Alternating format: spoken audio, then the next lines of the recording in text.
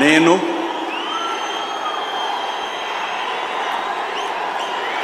నారా చంద్రబాబు నాయుడు అనే నేను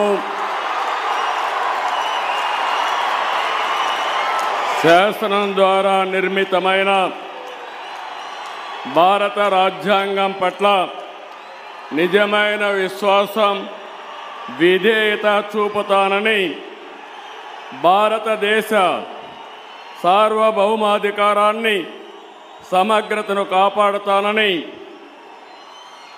ఆంధ్రప్రదేశ్ రాష్ట్ర ముఖ్యమంత్రిగా నా కర్తవ్యాలను శ్రద్ధతో, అంతఃకరణ శుద్ధితో నిర్వహిస్తానని, భయం కానీ, పక్షపాతం కానీ, రాగద్వేషాలు కానీ లేకుండా రాజ్యాంగాన్ని, శాసనాలను అనుసరించి ప్రజలందరికీ న్యాయం చేకూరుస్తానని